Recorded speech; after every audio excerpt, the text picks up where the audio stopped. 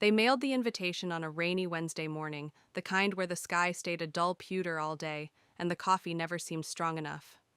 The envelope was oversized, a pale robin's egg blue with delicate silver embossing that shimmered under my desk lamp. It looked like it belonged to an elite senator's fundraiser or one of those high society weddings featured in glossy magazines. The front read, Whitmore Thompson Family Heritage Gala. July 10th, 6:00 p.m., the Westmere Grand Seattle. I never even opened it. I didn't need to. I recognized that hotel name immediately. It was in our premium client ledger, flagged under Elite Hospitality Partnerships. It was my digital signature on the hosting agreement. Not an assistant's, mine. Seconds later, my phone buzzed with a text. It was from my cousin Brooke, the self-appointed family event architect, known for her penchant for perfection and passive-aggressive cheer.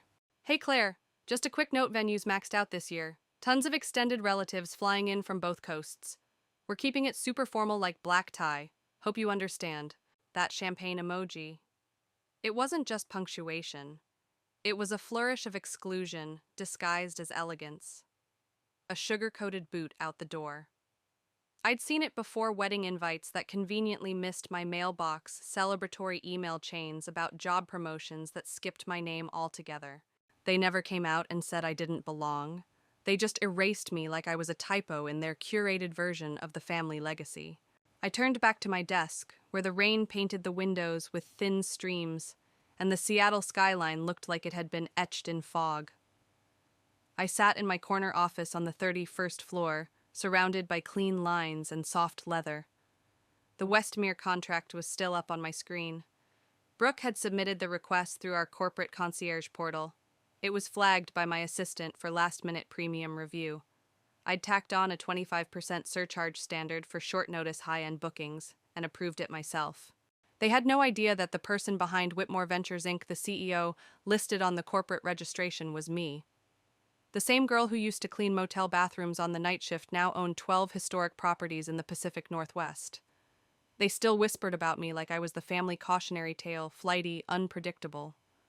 Let them. I didn't want a seat at their table anymore. I owned the damn table now. I stood and walked to the shelf behind my desk. Nestled behind a stack of fabric sample books and 2 travel guides was a small walnut frame. Inside it, a cracked plastic name badge. Claire, Housekeeping, Rainier View Inn, 2011. I hadn't touched it in years, but that night I pulled it out and placed it front and center on my desk. Not as a trophy, but as a reminder. A testament to every moment I bet on myself when no one else would. My dad used to say there were only 2 kinds of people, the ones who carry the name and the ones who carry the weight. He usually said it after Sunday dinners, once his second bourbon mellowed his tone. We were expected to nod like it was some inherited gospel. I was 12 when I realized what role he meant for me. Not the name, just the weight. At 23, I was slated to become a junior partner at Whitmore Financial. There was already an office with my name stenciled on the frosted glass, Claire Whitmore, Strategic Development. It lasted exactly 6 months, not because I couldn't do the job, but because I asked questions. Too many. About layoffs, about outsourcing contracts, about a mysteriously missing pension fund for long-tenured janitorial staff. You think too small, my father had snapped across his dark cherrywood desk. You lack vision. No, I replied. I just want to understand what people carry. That was the last real conversation we had. After that, our relationship calcified into awkward formality. Skipped birthdays. Holiday messages filtered through Aunt Lily. I enrolled in Columbia State's hospitality program. Graduated valedictorian. No one from my family showed up to the ceremony. A year later, I was back in Seattle cleaning bathrooms at a fading motor lodge on Rainier Avenue. 10 rooms a night.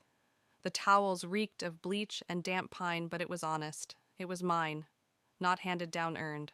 Then Brooke sent me a wedding photo. Everyone was beaming in their tailored suits and fluted champagne glasses. I wasn't in the frame, but I remembered the night. I was in the back near the kitchen sitting with a dishwasher on break and a DJ who left early. Brooke later said with a faux sweet smile that I seemed more in my element there. 2 days later, a screenshot landed in my inbox. Family group chat. A photo of my old name tag circled in red. She wanted to clean toilets. Guess she got her wish. Laughter emoji. Not a single person defended me. Not even Aunt Lily, the one who used to sneak me lemon drops and whisper, "You don't have to become one of them." That was the day I learned that being erased doesn't require raised voices or slammed doors. Sometimes all it takes is absence. You get cropped out of enough pictures, skipped in enough emails, seated just far enough away from the center. You start to wonder if you were ever even there to begin with. So I let go. I stopped waiting to be invited, and I started building something they couldn't ignore. I moved to Vermont with one duffel bag, a used MacBook, and enough cash to survive 12 weeks. There was no grand scheme, just a need for stillness, a place where my last name didn't carry expectations or shame. I found a creaky farmhouse inn run by a retired couple, Nancy and Tom Foster. They paid me in cash to handle bookings and late check-ins, and offered me a slanted ceiling room under the eaves. Room 7, twin bed, one skylight, and I loved it. That's where Solara truly began, not the business but the idea. In a spiral-bound notebook with bent pages and questions scribbled in every margin. Why did some guests return and others didn't? What made a person feel like they belonged in a room they'd never seen before? I watched, I adjusted. A wobbly lamp, a confusing hallway sign, a bench too far from the wall. I fixed everything I could with no budget, only attention. Guests started asking for Claire, not Miss Whitmore, just Claire. When Nancy and Tom decided to hang up their aprons and sell the farmhouse inn, I didn't hesitate. I returned not with just sentiment, but with spreadsheets, projections, and a quiet fire behind my eyes.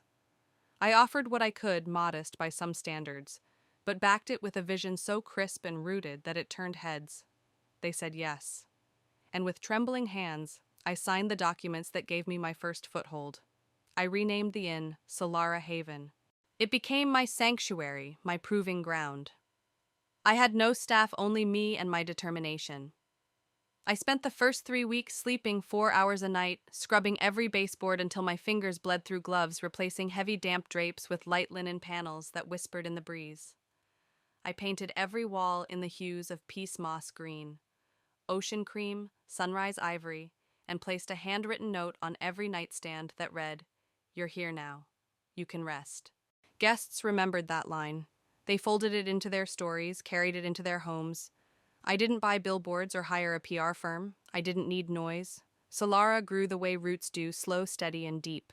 The guests became my ambassadors, whispering their praise into dinner parties and business meetings. Stories led to inquiries, and interest turned into backing. I wasn't flooded with millions, but I had enough. Enough to launch Solara Ridge, nestled in the Adirondacks, and then Solara Bay, a gentle gem along the Oregon coast. Each property was boutique, deliberate. They didn't scream luxury, they murmured it. I hired women like me, women who once mopped floors and cleaned toilets with pride. They weren't staff. They were leaders, site directors, operations heads, dressed in comfort, not conformity, trained in service that honored presence, not subservience. By 30, Solara had become its own quiet language, a whisper in the world of brash luxury.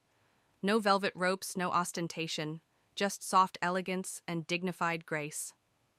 Still, I never stamped my name on it. The holdings were listed under Whitmore Ventures, Inc., and most assumed the elusive Mr. Whitmore was an eccentric male heir. I didn't correct them. I wasn't hiding, I was protecting. Silence allowed me to build freely without sabotage or expectation. Tucked behind a stack of supplier catalogs on my shelf sat my old plastic name tag. Claire, Housekeeping, Rainier View Inn. It was scratched, cracked clean down the middle. The lettering faded like an old photograph. I'd worn it long past its expiry. Now it lived in a simple black frame, no glass, not displayed, not performative. Some nights after the emails were sent and the contracts signed, I held it in my palm like prayer beads. Not to relive pain, but to remember the roots. Solara wasn't born from spite. It wasn't revenge dressed in linens. I built it so no one could ever again question my right to belong.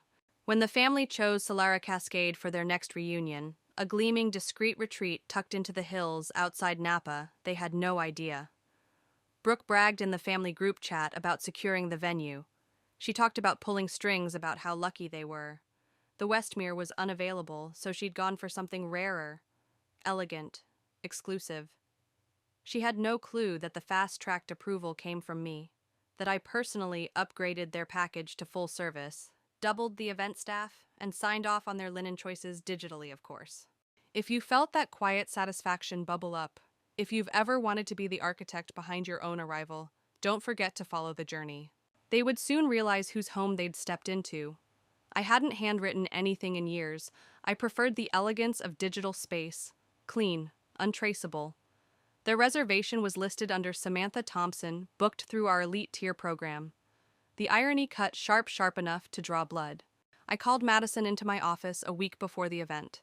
She was efficient, gracious, and blessedly unaware of the tangled family history behind this booking. To her, Sam Thompson was just another detail-obsessed client with a love for hydrangeas and spreadsheets. "Treat them with care," I said, tapping a pencil to my lips. She tilted her head, but not delicately. I smiled. Exactly, not like crystal. More like porcelain. Serve them the way they expect to be served. Madison nodded slowly, the corners of her mouth twitching into understanding. That night I sent a single message to Aunt Lily. "You're coming. Arrive at 6:40. Make sure they don't show up early. It matters." She didn't reply. But the message was marked red. That was enough.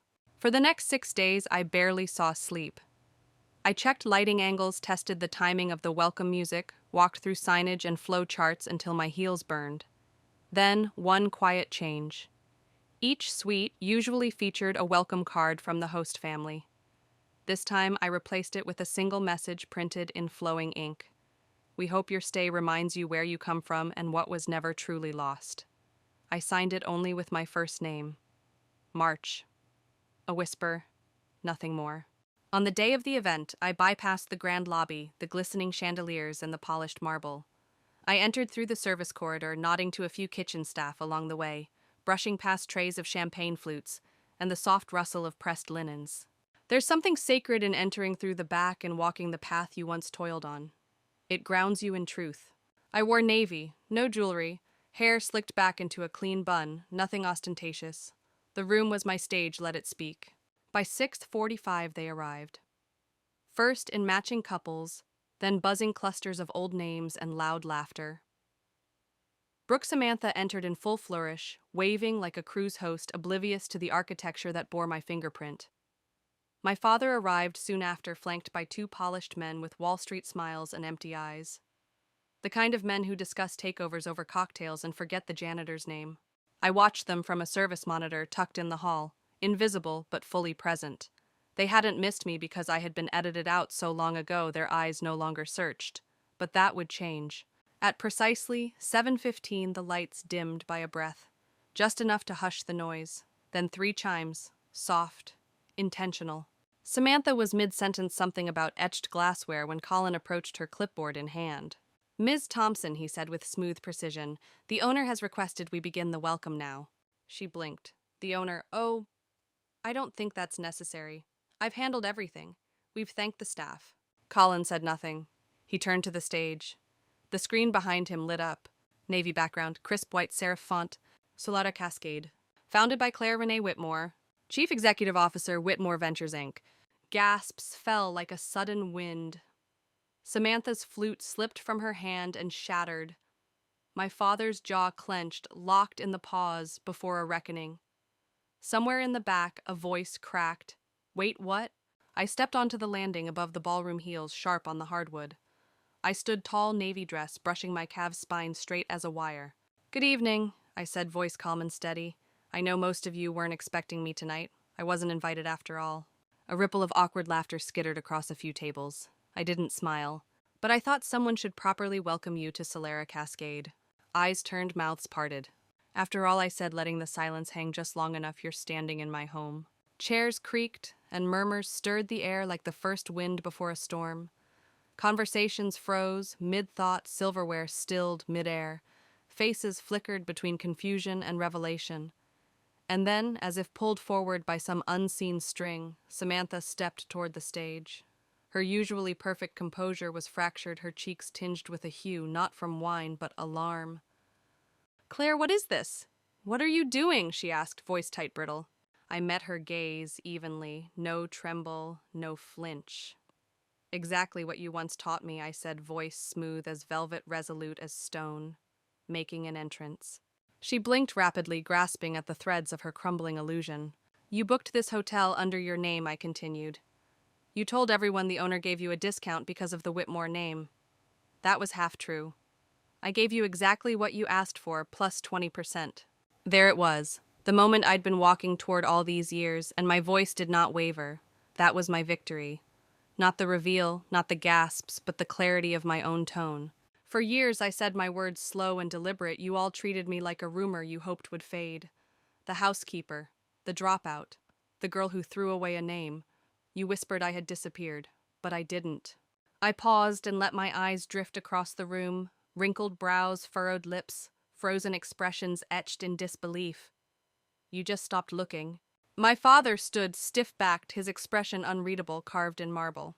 Claire, he said hoarsely, you own this. I nodded with quiet certainty. I own 17, I replied, across 4 countries. He didn't answer. He didn't need to. I'm not here for applause, I added, soft but firm. I came to return something. I tilted my head toward the side entrance. Madison stepped forward, flanked by 2 of my team members. Each carried sleek black folders, one for every guest. They moved with the precision of ceremony, their steps deliberate.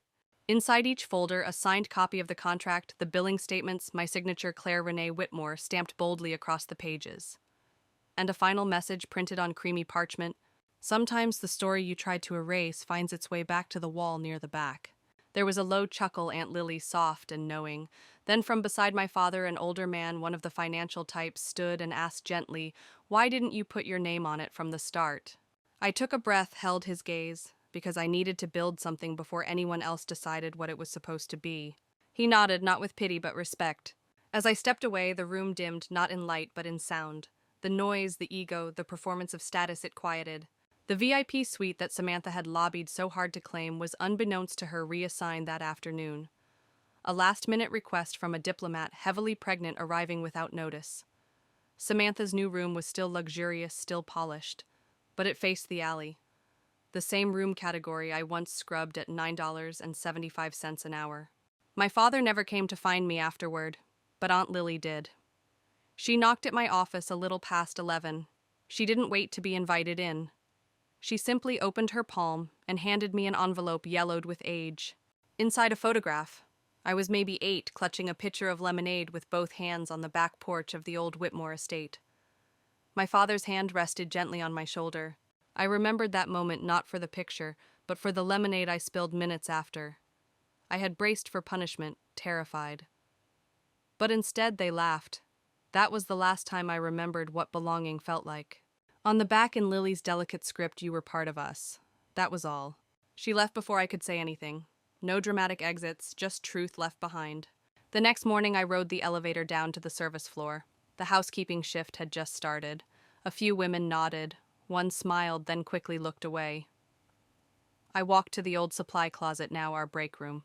The coat rack was still there, crooked and worn. From my bag I took the small black frame. The plastic tag inside was faded and cracked. Claire, housekeeping, Rainier View Inn. I hung it above the hooks. No gold plate, no inscription, just wood, a nail, and memory. Later that day, Madison handed me a folded note from Samantha. The handwriting was careful. You didn't deserve what we did. I don't know how to undo it. I didn't reply. Not out of anger, but because not every apology demands a response.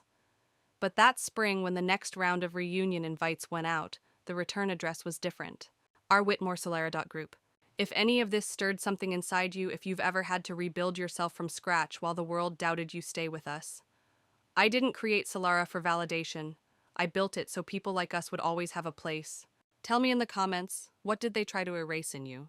Your voice matters, even when it starts as a whisper. And if stories like this speak to you, don't forget to like and subscribe, because every follow, every click helps make sure voices like ours keep echoing where they matter most.